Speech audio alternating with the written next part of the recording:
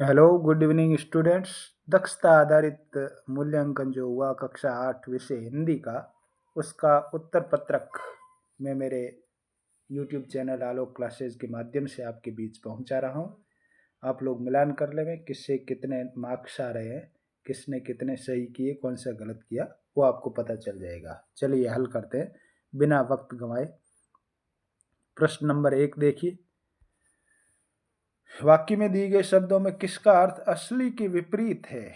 यहाँ पे शब्द आपको ये ढूंढना है बस, असली और इसका विपरीत का मतलब होता है विलोम।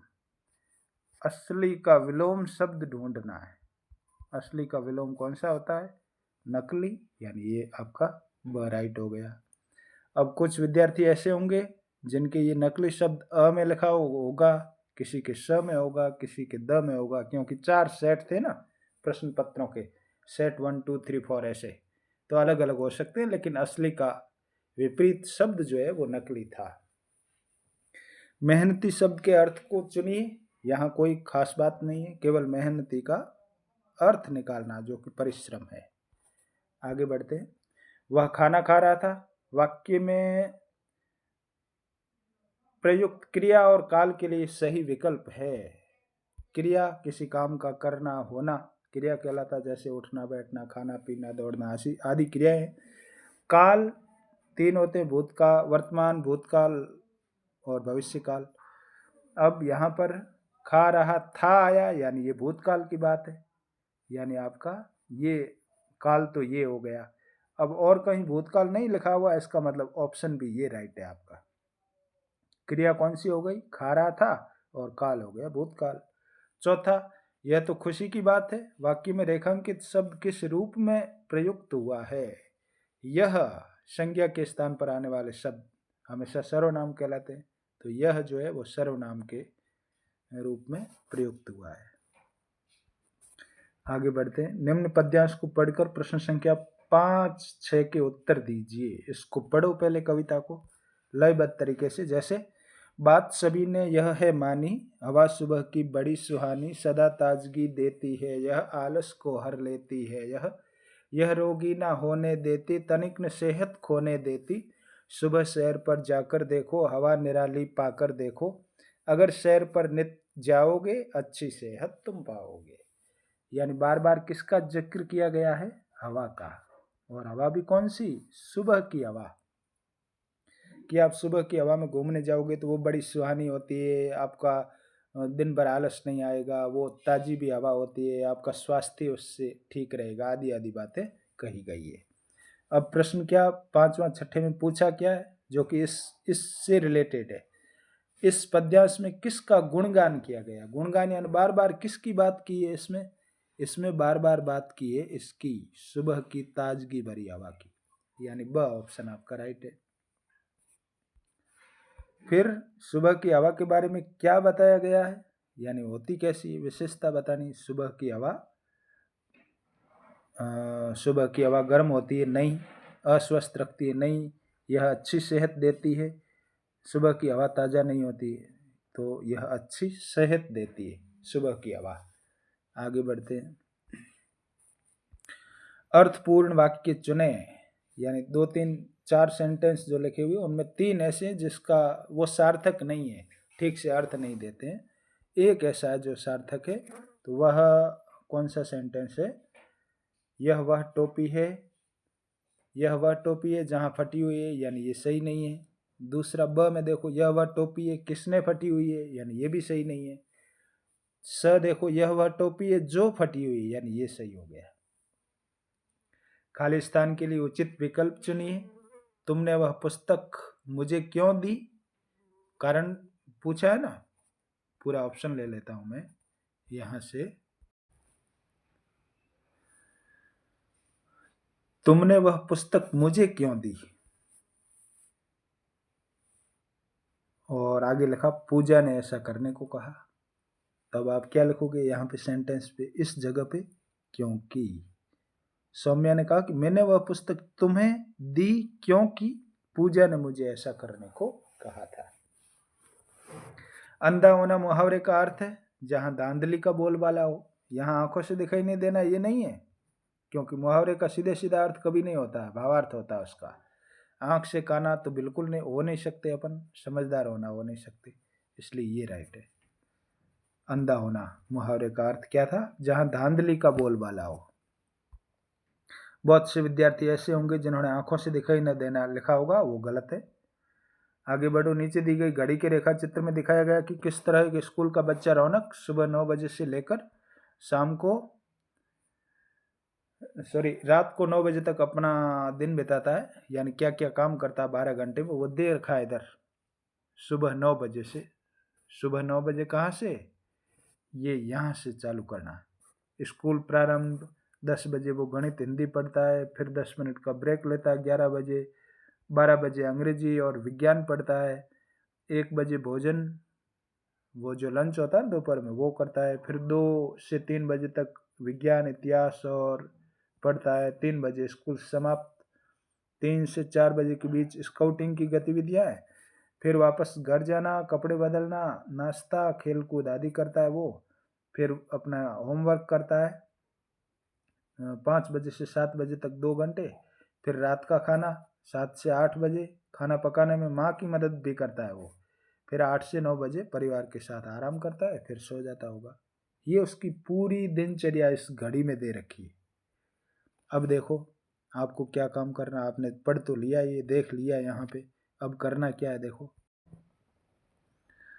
प्रश्न देखो 10वां, स्काउट्स के तुरंत बाद रौनक। स्काउट्स कहाँ लिखा हुआ है? 3 से 4 के बीच, ये यहाँ। स्काउट के तुरंत बाद यानी 4 से 5 बजे वो ये काम करता है। क्या काम करता है वो? घर जाकर नाश्ता करता है और कपड़े बदलता है। आपका ऑप्शन सही है। 11वां, इस जानकारी से पता चलता है कि रौनक अपने परिवार के साथ आराम करने के बजाय पढ़ने में ज्यादा टाइम बिताता है, आराम बहुत कम करता है। और रात के 8:30 से 9 बजे के बीच रौनक इनमें से कौन सा काम करता है? तो आपको ऊपर जाके वापस घड़ी देखनी है। ये घड़ी देखिए, पूछा कहाँ था? 8:30 से 9।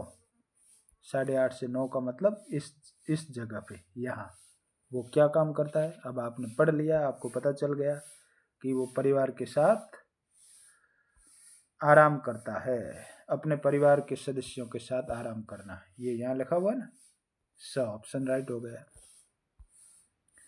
फिर खालिस्तान के लिए उचित विकल्प, संजय थक गया था इसलिए वह सो गया था। नीचे दिए गए शब्दों का उपयोग करके सही वाक्य बनाएं। ये उल्टे सीधे लिख रखे, आपको इनको जोड़ के सार्थक वाक्य बनाना है। करता काम एक पुस्तकालय में मेरा दोस्त, यानी ये गलत है, वाक्य सार्थक नहीं है। करता है काम, ऐसे भी गलत हो गया। दोस्त मेरा, ये भी गलत हो गया। ये राइट लास्ट वाला द हो गया। मेरा दोस्त एक पुस्तकालय में काम करता है।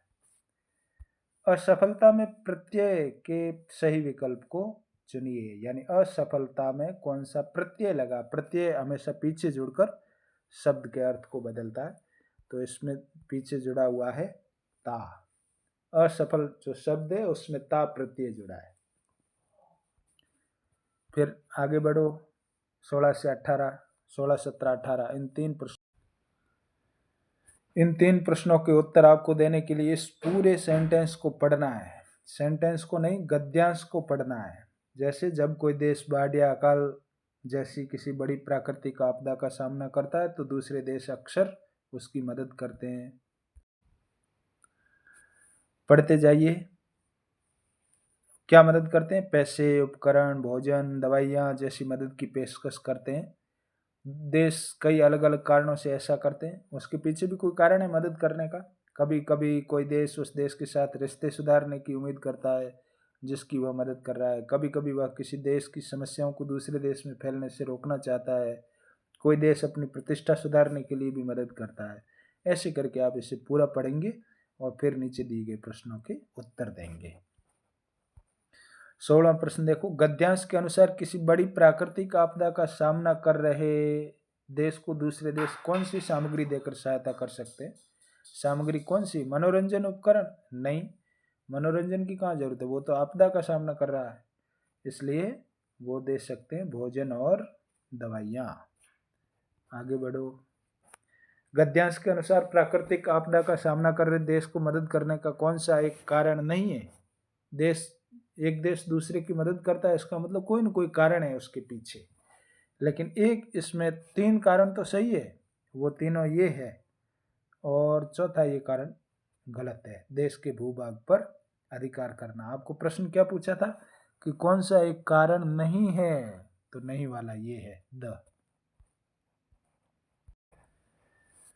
फिर 18वां, गद्यांश के अनुसार अकाल से पीड़ित देश को निःशुल्क भोजन उपलब्ध कराने के नकारात्मक प्रभावों का संभावित समाधान क्या हो सकता है। यानी कोई भी चीज अपन किसी को निःशुल्क देते हैं एकदम बिना पैसे लिए, तो उसका नकारात्मक प्रभाव यानी गलत असर पड़ता है। उसको रोकने के लिए क्या करना चाहिए, भोजन उपलब्ध कराएं लेकिन सामान्य से कम कीमत पर। फिर देखो प्रश्न 19वां, कांच की चीजें बहुत संभाल कर रखनी पड़ती है क्योंकि कांच की चीजें, मुहावरा उठाना यहाँ से, ओस के मोती। ओस के मोती का मतलब होता क्षण भंगुर, थोड़ी देर में ओस का मोती जो है बिखर जाता है। तो कांच की चीजें भी यदि संभाल के अपन नहीं रखेंगे तो वो भी बिखर जाएगी, इसलिए ब ऑप्शन आपका राइट है। और 20वां प्रश्न देखो, कोमल गात मृदुल बसंत हरे हरे ये पात, यानी क्या करना, पंक्ति में विशेषण नहीं है। विशेषण यानी जो संज्ञा शब्दों की विशेषता बताता है, यहाँ पर गात ये संज्ञा शब्द है, इसकी ये विशेषण है कोमल, मृदुल ये विशेषण है, हरे हरे विशेषण है। अब नीचे देखो, हरे हरे आ गया, कोमल आ गया, मृदुल आ गया, यानी ये तो तीनों विशेषण है। आपको छांटना क्या है, जो विशेषण नहीं है, यानी बसंत। ये आपका ऑप्शन राइट था। तो विद्यार्थियों ये हमने हल कर लिया 20 प्रश्न, और यदि आपने जैसा मैंने बताया वैसा लिखा है तो आपको 20 में से 20 नंबर आएंगे पूरे, और ऐसे नहीं लिखा है तो जिसने जितने किए उतने मार्क्स आएंगे। आप मिलान कर लेंगे अच्छी तरह से। और यदि आप पहली बार मेरे इस चैनल पर हैं तो इस चैनल को सब्सक्राइब कर लें ताकि और वीडियोज़ आपके पास ऐसे पहुंचते रहें। मेरा वीडियो कैसा लगा वो कमेंट बॉक्स में टिप्पणी करना, और लाइक करना नहीं बोलना है, ये सबसे पहले काम करना है। वीडियो को लाइक करना, शेयर करना। धन्यवाद।